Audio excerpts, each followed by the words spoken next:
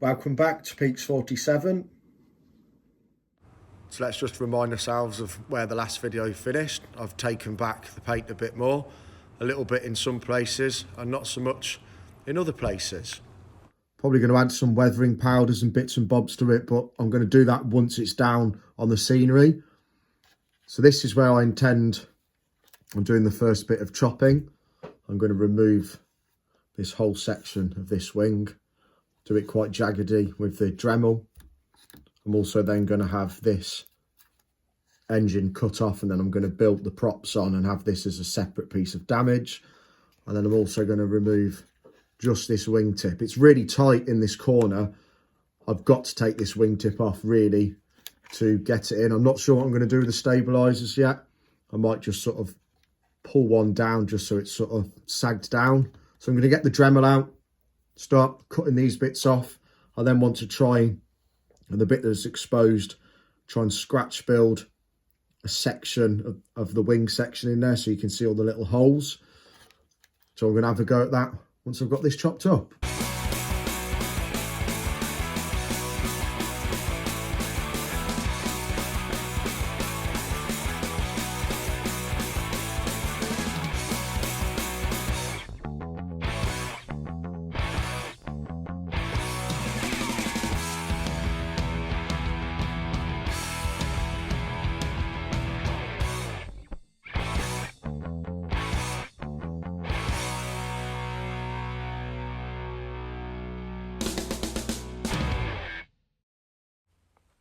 So it seems quite strange really, after spending so much time putting this model together, to then start hacking it up. But I'm hoping this is going to look pretty good. Quite pleased with this wingtip on the end here. I'm going to probably get these mounted bits of plastic off and then paint the inside silver. Try and make it look a bit more of a rougher cut. But I've got this nice little wingtip and I've got the engine here that I can do some details on. So I'm probably going to put the props on next. So here are the components. I've matte blacked most of this and painted these nose cones yellow.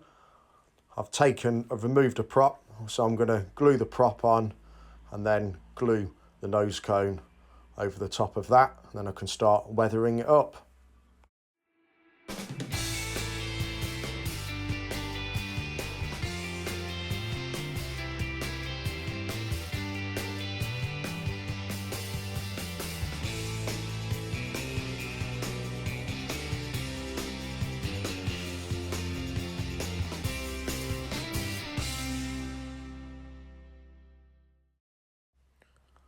So I've got a bit of a spreader card here, and I'm planning on trying to use this to replicate some of the inside structure of the wing. So I'm thinking of gluing it on here, painting it silver. But before I do any of that, I'm thinking of drilling some holes along here just to add a little bit more of a detail and then glue it in place.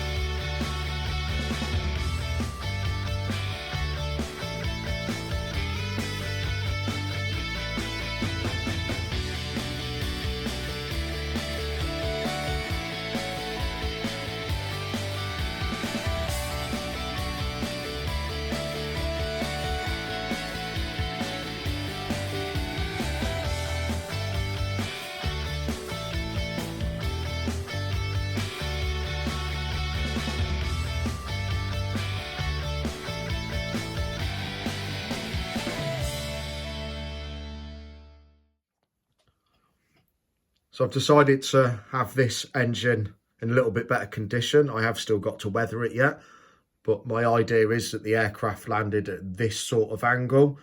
So this area will be buried in scenery with perhaps just a bit of the aluminium framing sort of sticking out. The engine clean snapped off in impact and sort of landed over here. I'm actually going to have this wing possibly on the other side of the rails, as if this wingtip actually damaged the rails, and that way when I come to weather the ballasting, I might actually leave a section quite clean, as if the aircraft had sort of crashed and caught the edge of the rails as it was coming down. So I'm quite pleased with how that's moving on. Obviously I need to weather this bit down. I'm going to do a few things now sort of off camera, and then really start thinking about moving on to the scenery. I don't feel like there's much more I can do to this until I've done the scenery, and then I can add the finer details when I know it's got its final resting place. So obviously if the grass sort of finishes here, I'll sort of weather up this bit a little bit more. If I am going to have it at this angle, I'm going to try and put some white corrosion sitting in this area and this area here. But then obviously this part of the wing would be a little bit cleaner because the water would be running down. Then the faded paint would be more on this angle. This would be exposed, and perhaps a bit of fading here, but not having fading right in this area here, as if the fuselage is protected it from the UV from the sun in this corner. So until I've got its final resting place, I don't feel like I can do the final touches of the paint job. But anyway, it's moving on.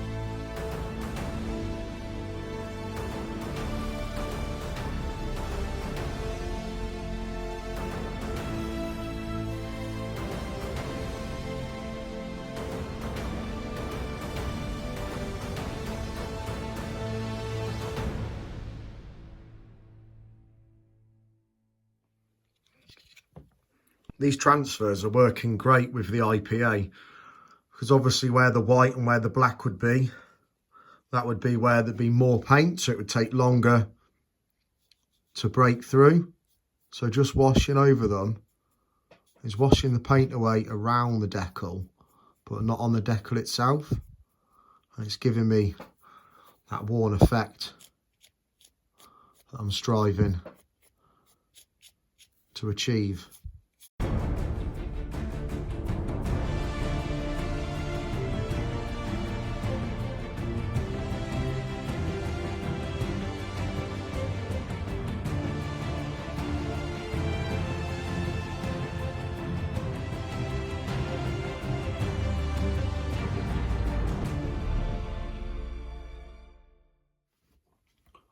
Right, I'm going to have an overview of what I've got. So the signal box on the right, to the right of that is my platforms.